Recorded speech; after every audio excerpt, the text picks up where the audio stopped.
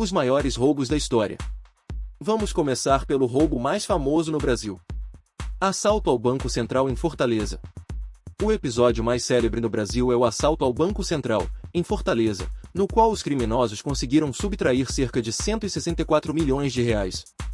Para conceber o plano, a gangue alugou uma residência localizada a um quarteirão do banco, estabelecendo uma empresa fictícia que, supostamente, comercializava grama natural e sintética.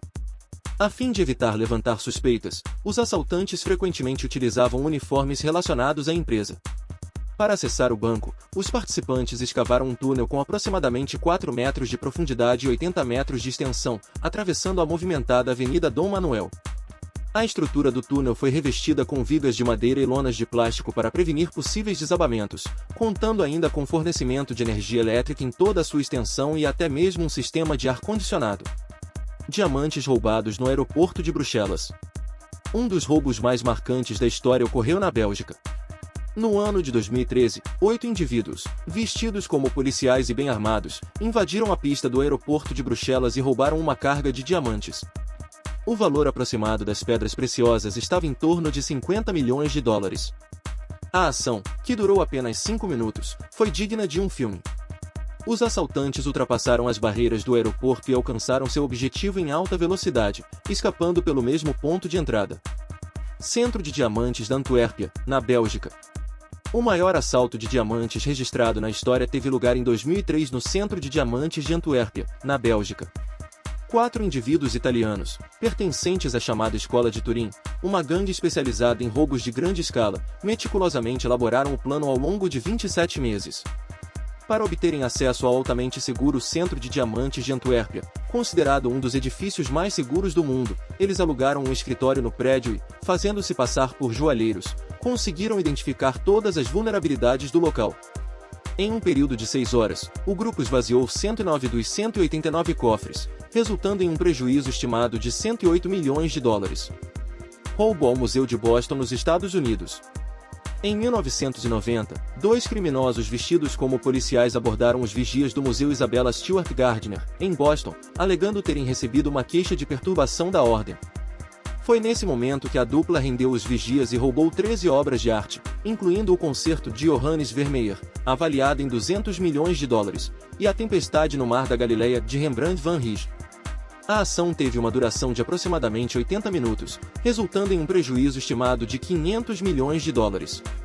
Embora os responsáveis tenham sido identificados, o crime prescreveu e eles não foram detidos. Até o presente momento, as obras não foram recuperadas, e o museu continua oferecendo uma recompensa de 5 milhões de dólares para quem as encontrar. Depósito Knightsbridge em Londres. Outro notável assalto ocorreu em Londres, no ano de 1987. Sob o pretexto de demonstrar interesse em alugar um cofre, 2 indivíduos adentraram armados na área de depósito de seguros do banco Knightsbridge, que guardava consideráveis somas de joias, dinheiro e documentos. Ao dominar os funcionários, eles afixaram uma placa de fechado na porta para evitar interrupções durante a ação. O prejuízo total foi estimado em 112,9 milhões de dólares. Valério Vixey, um dos participantes desse crime, passou 4 anos detido na Inglaterra e posteriormente foi transferido para a Itália. Em 2000, enquanto cumpria a pena em regime semiaberto, encontrou seu fim em um confronto armado com as autoridades policiais. Loja Harry Winston na França. O mais significativo roubo em uma loja teve lugar na joalheria Harry Winston, em 2008, na cidade de Paris, próxima a Champs-Élysées. 4 indivíduos adentraram o estabelecimento armados e perpetraram o assalto em um intervalo de 20 minutos. Eles dominaram os funcionários e saquearam as vitrines e cofres da loja. No total, levaram consigo joias e relógios de luxo estimados em 108 milhões de dólares. Assalto ao trem pagador na Inglaterra. Em 1963, um grupo de criminosos decidiu realizar um assalto a um trem que transportava depósitos bancários da Escócia para Londres. O mentor desse plano audacioso foi Bruce Reynolds, um renomado ladrão de joias no Reino Unido. Composto por 15 membros, o bando alcançou a Ponte Bridego, por onde a locomotiva passava, e sabotou os fios telefônicos do local, alterando a cor dos sinais em uma encruzilhada. Essa ação forçou o trem a parar, proporcionando a oportunidade para os criminosos agirem. Estima-se que o grupo tenha levado cerca de 40 milhões de libras na época. Apenas 5 membros da quadrilha conseguiram escapar, enquanto os demais foram capturados devido às evidências deixadas em uma fazenda utilizada como esconderijo após o assalto. De maneira curiosa, um dos envolvidos, Ronald Biggs, buscou refúgio no Brasil após fugir da prisão, onde viveu por mais de 30 anos. Banco Central do Iraque. Este é um notável exemplo de como, por vezes, assaltar um banco não requer grande esforço. Tudo depende da sua posição, é claro. Em 2003, o ditador Saddam Hussein emitiu uma ordem para saquear $1 bilhão do Banco Central do Iraque, apenas alguns dias antes dos bombardeios dos Estados Unidos. Seu filho, Qusay, pessoalmente entregou o documento e retirou o dinheiro. Dada a natureza do pedido vindo do próprio ditador, os funcionários não tinham margem para recusar. Foram necessários 3 caminhões totalmente carregados para transportar a quantia. Museu Grünwald em Dresden, na Alemanha.